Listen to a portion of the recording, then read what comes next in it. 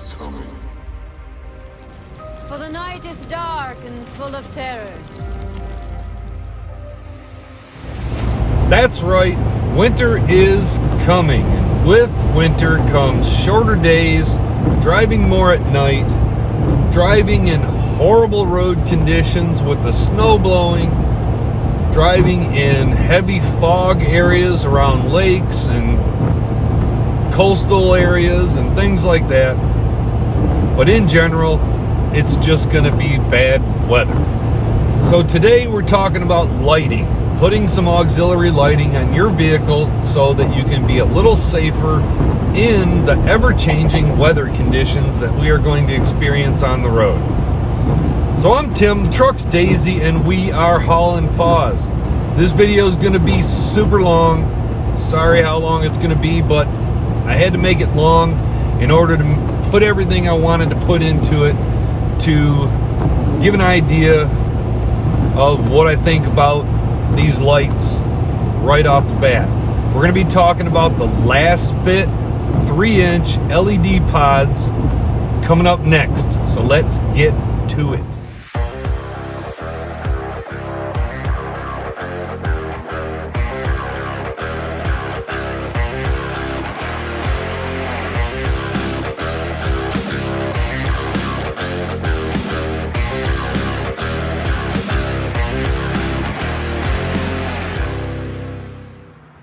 So today we're talking about the Lasfit 3-inch LED pods. They come in two different flavors. They come in an 18-watt Sport Series and they come in a 36-watt HP Series.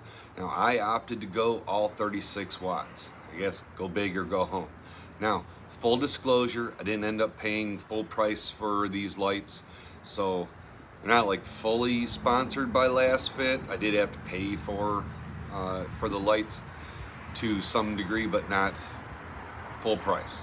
But I just wanted to be completely transparent there with the videos.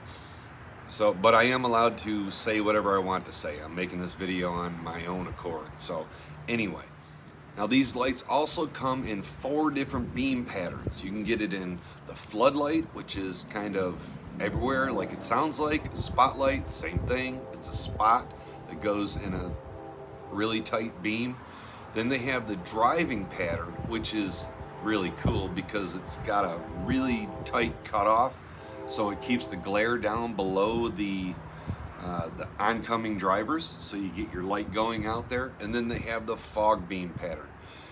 Right on this one, I opted to go with the fog beam pattern because I'm going to be using it in a lot of adverse conditions. So let's see what we get in the box to start with. Box is actually pretty nice. The setup is pretty nice.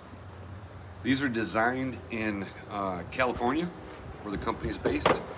So you get your box. It looks like this. All your instructions and stuff. You don't need no stinking instructions, right? These are your brackets for mounting. I guess I'll go ahead and pull one of these out so you can see it. That's the bracket for mounting. It's pretty nice. And then the light itself, if I can get it out of there, that's the 3-inch LED light right there. Comes with a nice pigtail with removable pins in there. And then you can plug this in if you've got the harness already that has this style of plug. You can plug them directly into your harness and mount them wherever you want. I'm going to be putting them in the ditch light position first because of my deer issues. Now with these lights you also can get a harness, slick harness that they send out. It's all pre-bundled. It's got a touch switch for switching them on and off. The terminals are weather packed, so they have rubber seals around them. That's real nice. It's got a built-in relay, so that's slick. So it's 2-wire hookup. You hook up 2 wires, positive and ground, and then it goes to your lights. And then your switch you mount wherever you want. It's got some 3M sticky tape on the back. You can surface mount it or mount it however you want. And it does have a couple of indicator LED lights there to let you know if they're on or off. I am only going to use part of this harness. I'm going to use the plugs and some of this, the wiring. I won't be using the relay or the switch, mainly because I'm using the upfitter switches in my Ford F-250, and I don't need the relay and the switch. The regular wiring here with the plugs though, that's nice to have when you're hooking it up. Now the light kit itself, if you don't want, I wanted a little more wire. That was all pre-bundled. If you don't want that, inside the little accessory box that they give you, you do have the other pigtails. So you don't have to have this wire harness. When you get the lights, they come with this pigtail which plugs into the light, and then you just wire your own and loom it and do it however you want. So it comes with 2 of those, and then it also comes with all of the stainless steel hardware, the bolts and nuts, and an Allen wrench to tighten things up. And there's also an Allen wrench in here because you can actually, let me pull one of these lights back out. You can replace the lens on the light. So if this gets damaged, you can unscrew this and pop it out. They do sell the lenses. You can also change your color. So if you got a driving light beam pattern, but you wanted it to be yellow, you can buy the yellow lens. Or if you got a yellow one, that's maybe you got the yellow floodlights and you want them to be white, you can take the yellow lens out and replace it with a clear lens. So that's kind of nice. Now, like I said, I'm going to be putting these first ones in the ditch light location, which is up on top of the hood, right at the base of the windshield on both sides. To start with, I have 2 other sets that I'll be putting in the bumper once my bumper gets replaced from the deer strike, and then I'll have lights down there also. But I'm going to put them up in the top, and Lasfit has a really slick bracket setup that you can buy for different vehicles. I bought it for my truck, but if you've got a different kind of truck, then you'd have to buy it for yours. But it requires no drilling. It doesn't hit the paint. It doesn't do any scratching. You just loosen 2 bolts, slide the bracket under it, tighten the 2 bolts back up, and then it's all set. It's actually kind of slick. Now the build quality on them is very good. I'm actually pretty impressed. They've got some weight to them. They're hefty. They've got large heat sinks in the back. I don't know how much heat these things make, but a lot of these LED drivers do get pretty hot. So later on in the video, we'll test to see how much heat is actually coming out of this thing. They do have a couple of different ways that you can mount it. There's some screws in the back if you want to do it that way, but the bracket is actually set up to go on the sides right here, and then it's got some fiber washers that go between the light and the bracket so that you can move it a little bit after you get it all tightened up. You can do some fine-tuning adjustments, but it also keeps the rattling and scratching down. It is, like I said, got some weight to it. I'm not exactly sure what the weight is, but where the wires go in, there's a nice rubber grommet there. It's all sealed up. Where the driver insert goes in, that's sealed. There is a breather in there so that it can let the hot air out. So they're built really well. It's in all aluminum casing, so the heat will dissipate pretty well. The only thing I can see right from the get-go is that this is a plastic lens. I would have liked it better if that lens would have been glass. I think, and this is just right off the top of my head, I think that a glass lens would be easier to clean and easier to keep from getting all scratched up when you are cleaning it, because this is going to be out there, and for our use, there's going to be a lot of bugs that are going to be hitting it. So you're going to have to clean these off, and I think that the bugs will just stick worse to the plastic than they do to glass. Think about your headlights as opposed to your windshield. How much harder it is to clean your headlights off than it is to clean off the windshield. Now I also have the 3-inch aux beam LED pods, and I'm going to be comparing these to the aux beam 3-inch LED pods to see how the beams are different, how they're the same, which one I feel is better for my use, and things like that. From what I've seen on pictures, I like the beam pattern way better on these. When we turn them on at night, then we'll have to see what the beam patterns really look like. But I'm excited to see what these are actually going to look like in the dark and in comparison to the aux beams. All right, so enough chit chat. Let's get over to the truck and we'll get these things installed and see what they look like when we're driving down the road. So like I said, the first set that I'm going to mount are going to be a set of the yellow fog lights, and I'm going to mount them in the ditch light location. Normally ditch lights you angle pretty far out.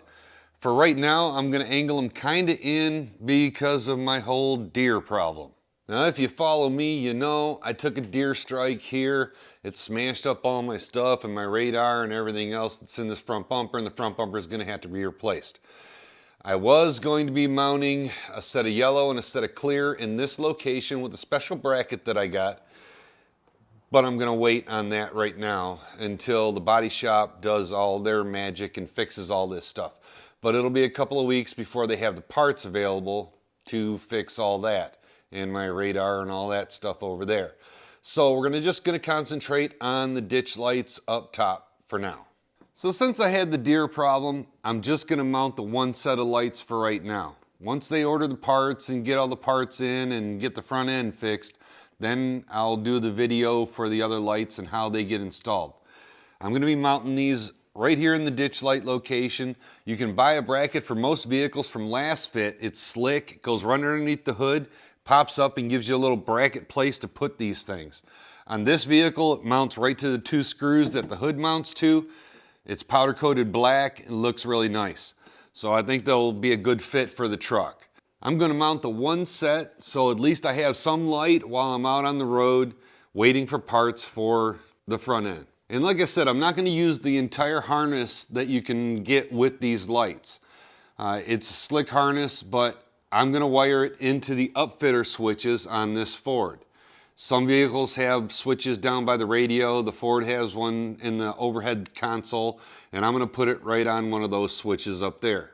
The system that Ford has is pretty slick. You have a whole bunch of switches that are over top the console, and then out on that side of the vehicle, there are a whole bunch of wires that come out, and it's already got relays in it and all that. So all you have to do is hook up power and ground to your lights, and then they work. Before I get to the install, I want to do something a little bit different. I want to take them outside and do kind of a beam and brightness comparison between the two lights. Now I have both of these lights. I purchased both of these lights, and I'm going to be comparing the Lasfit HP series 35 watt LED pod, the 3-inch LED pod, to the aux beam 3-inch LED pod with the fog light lens, and it's 40 watts, they say. So I'm going to take them out and we'll light them both up. We'll look at the beam pattern, the beam brightness, and the beam color. So let's go outside and check it out. Now with this test, I'm set up with a test stand over there, and the garage is 40 feet away. I'm going to turn off that light here in just a second, and then we're going to shine the lights against that garage and see what the beam pattern looks like and how it kind of spreads out and that kind of stuff. So hang on. All right, so let's take a look at how the beams look. I'm going to turn them both on at the same time.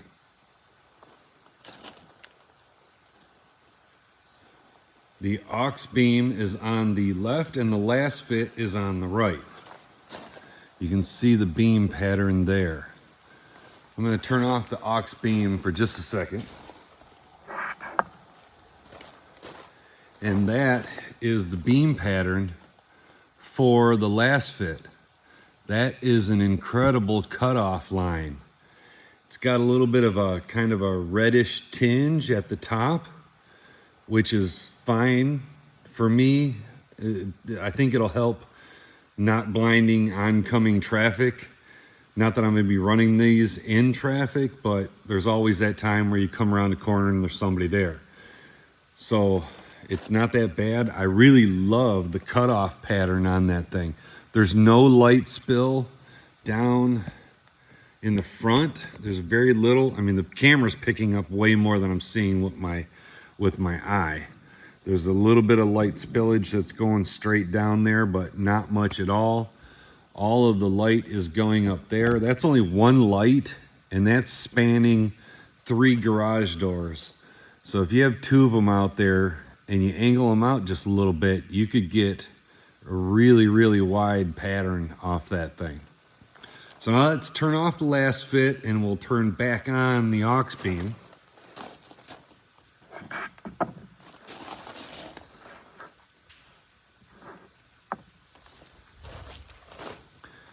And now you can see with the aux beam, it's more like a spotlight, and the wash is everywhere. It's lighting up down in front. It's lighting up all over the place on the garage. Now, the good part about that cutoff of the Lasfit is that when they're on, the light ends there, and the oncoming traffic isn't blinded. The aux beam on and this is the fog light, is just got light washing all over the place, and all of the light that's up here and all over the place, to me, is just lost usage, because that won't be very practical way up here in the trees, and the hot spot is down here. So the beam pattern with the Lasfit, in my opinion, and a lot of this stuff is just gonna be personal preference, taste. That's not actually that bright. It looks like a hot spot in the camera, but it's not that bright in person. Now this is a perfect example of what I was just talking about. The aux beam is on the right and the Lasfit is on the left. And the aux beam is just blasting the camera out with all these laser beams coming out all over the place. A lot of scattered light, and that is what another driver is going to see. So now these lights are still running, and they've been running the exact same amount of time. Let's take a look at what the temperatures are on them. 107 degrees on that one. That was the Lasfit. 122 degrees on the aux beam. That's a 40 watt, and that housing is a 35 watt. 107, 124. So they run a little bit hotter, maybe because of the wattage. They're not exactly brighter though, but maybe it's because of the light not being focused as much. The Lasfit run quite a bit cooler. One other thing that I noted while I was doing my test out there is that the aux beam and the Lasfit share the same plug configuration. The pins and the connector are very similar. They're the same size. They plug into each other, so that they can work on either or. However, the one on the bottom is the Lasfit. It has a green tab in there you can pop out, so you can actually switch the pin outs on this particular plug. Or if you had to replace the plug, you could pull the pin outs out and put a new plug on it. On the aux beam, you can't do that. The pins are molded right into this thing and it doesn't come apart. You can't pop the pins out of it. I don't know that that would be a big deal or a deal breaker at all, but it's just something to note. So let's get to mounting the brackets onto the hood. Now the bracket that you can get from Lasfit, that is for the Ford F-250 that I have, looks like this. You loosen up the bolts for the hood, you put these underneath it, and you tighten the bolts back down, and it gives you a bracket that kind of wraps around the inside and comes out of the top. Now I have already pre-installed loosely this bracket that's going to hold the light. I have chosen to put the bolt in from the bottom so the threads stick up the top rather than the threads sticking down. I just think that it will look a little cleaner, and I'm not really sure how close it's going to be to the hood, so I don't want to scratch the hood. So I'm going to put it in this way. It does have a lock washer on it, but I am going to put a drop of blue Loctite in here once I get everything situated where I want it so that it doesn't come loose. So let's get to doing it. Now this isn't going to be a complete how-to everything video on all this stuff. I'm just going to kind of give you the highlights. I've got 2 bolts here on the hood hinge that I'm going to loosen up, and then we'll put the bracket in.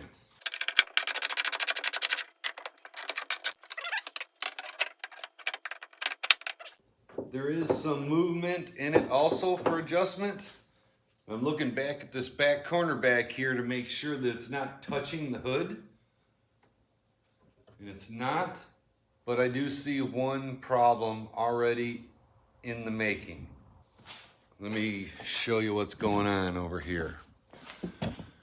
This bracket, the antenna goes right into it. So when I open the hood, that light's gonna hit this antenna. I don't know what I'm gonna do about that. I'll let you know in a little bit. Okay, so I figured out what's going on with the bracket and the antenna. If you run this as true ditch lights, meaning they're angled out, pointing at the ditches, it will clear. If you run it more forward facing, it will not. It'll come up and it will hit the antenna. So it's just something that I'm gonna have to deal with for right now until I go full turn and put them out. Right now, I'm gonna run them a little bit more forward as I can put them, and not be hitting the antenna all the time when I open the hood. But it's just something that I'm gonna have to deal with. But like I said, if you're running them as ditch lights at about that kind of angle going out there, then when you open the hood, it clears, even with the light, it clears the antenna. But not a big deal to me. For that matter, I could take the antenna off. I never listen to anything on the radio anyway. So for wiring, I'm going to come out of this side. I'm gonna go up underneath the hood insulation, and I'm gonna run the wire all the way across the hood insulation to the other side, and then I'm gonna run it down. Let me get over here. I'm gonna run it down with this cable on this side, and then right down here is the wire that I have to hook it to for my power. So it should be relatively simple. In order to get this insulation out, you have to pull the Christmas trees. If you don't have a tool that looks like this, then you need to get one.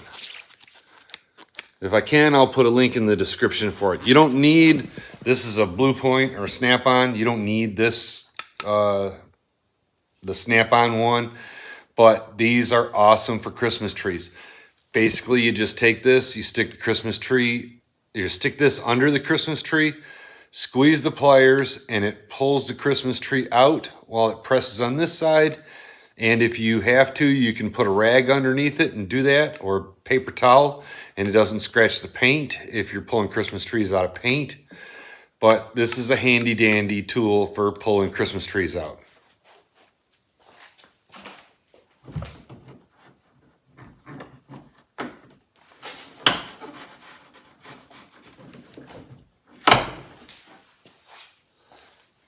So that's a Christmas tree. If you don't know what a Christmas tree is, that's a Christmas tree. But you just slide this tool right there, give it a squeeze, and it pulls it right out. Doesn't tear it up, doesn't break it. You're not trying to use a pair of screwdrivers or whatever and stab yourself in the hand with them. So get yourself a Christmas tree puller.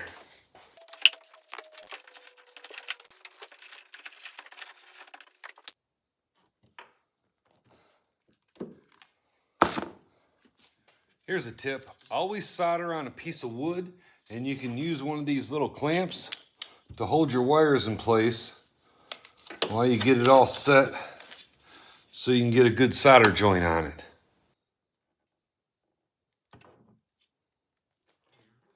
Now that we've got it soldered, we're gonna hook up the ground. We're just gonna connect it to, we'll put an eyelet on it, and I'm gonna connect it to an existing ground that's right here in the fender well.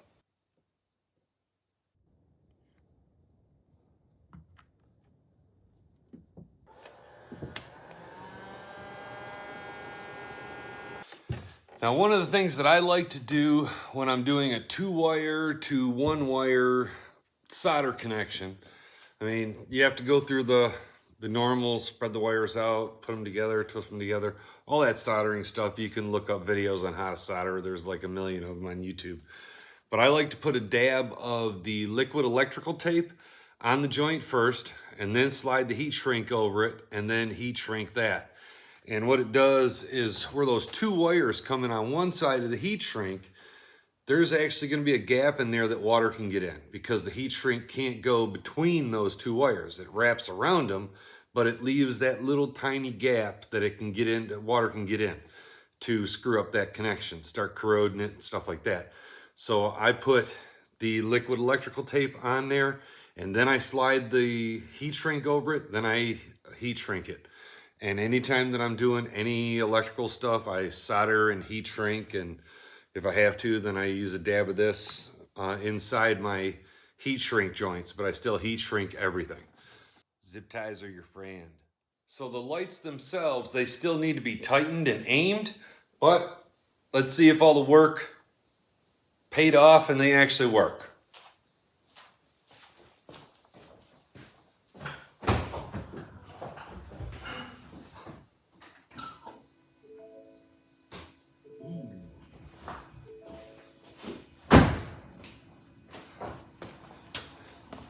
Right on, they both work.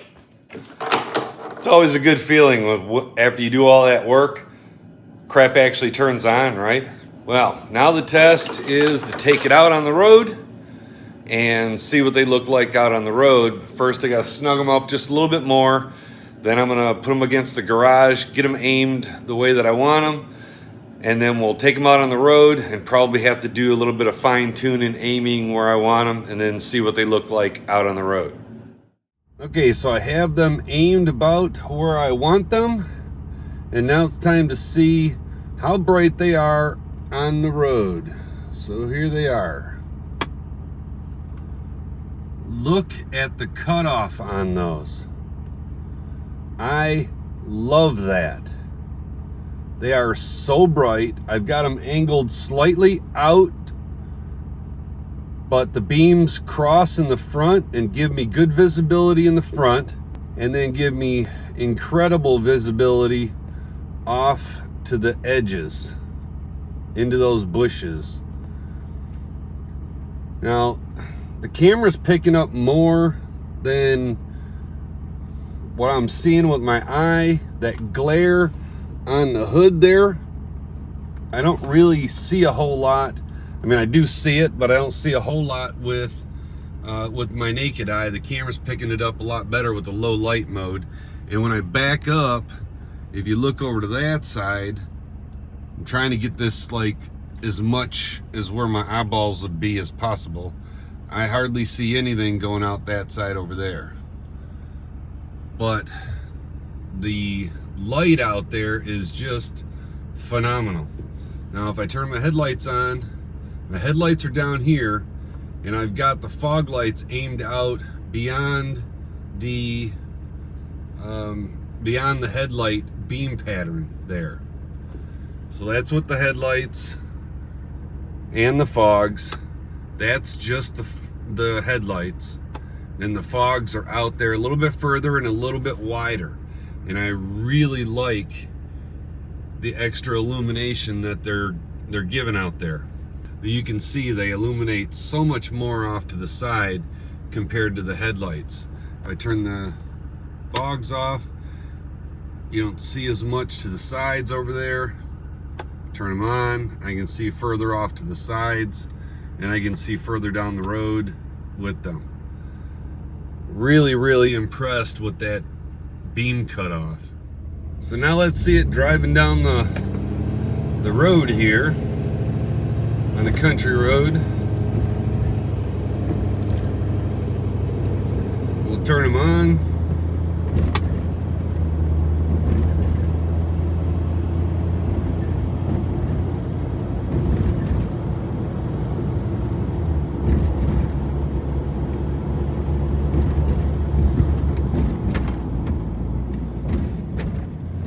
here's just the fog lights driving down the road.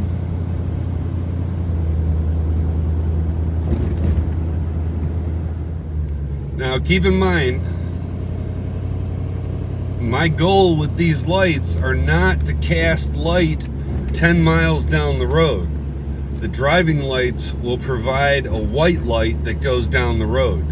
My goal for these lights are to be wide so I can see the sides of the roads better in the snow and in the fog and in the rain, and find those deer, and hopefully I don't run into another one of those. But that's my goal, and these lights are doing a phenomenal job at that. I can see completely off the sides of the road. I can see into the ditches, which is what ditch lights are for, and I can see around these corners as I make the bend. If I need the high beams, I have the high beams to see a little bit further down the road. I don't know if you can see it, but it is actually foggy out tonight, and the beams are cutting through the fog real nice. I live by a lake, so it gets foggy a lot around here.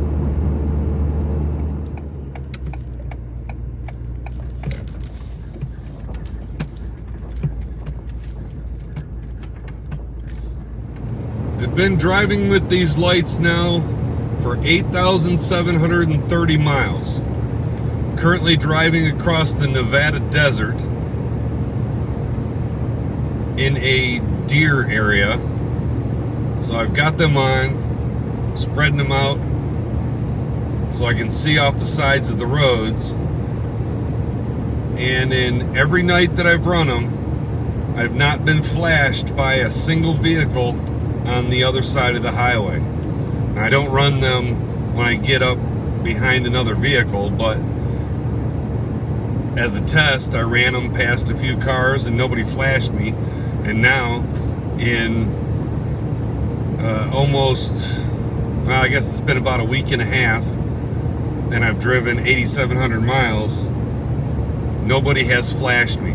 That cutoff and the way that I have them aimed just doesn't offer a whole bunch of glare to the other drivers, so they don't mind those lights being on, which is fine with me. So I've had these lights on here now for about 10,000 miles, and I gotta say that I'm pretty darn impressed with them. They've been doing great. They've been doing what they need to do down the road. Sorry about any wind that's coming out here. They are a little difficult to keep clean because of that plastic lens that's on there, but other than that, they've been doing really great. Trying to block the wind from the microphone, but anyway, if you want to get a set of these Lasfit lights, then I'll leave the link down in the description, and you can click on that and you can find whatever style you want or whatever flavor you want or power. They've got all kinds of different options. Just a great product. I'm super impressed with it so far. I am going to change these out from the actual fog lights when my deer incident is fixed, and I'm going to put the floodlights up here so that I have more light kind of everywhere when I need the light out there. And then these fog lights are going to go down in the bumper where they belong, and they'll be actually even better than they were before. But anyway, that's about it. I know it was a long video, and I thank you for watching the whole thing. I'm going to sign off here with have safe travels, and I hope to see you on the road.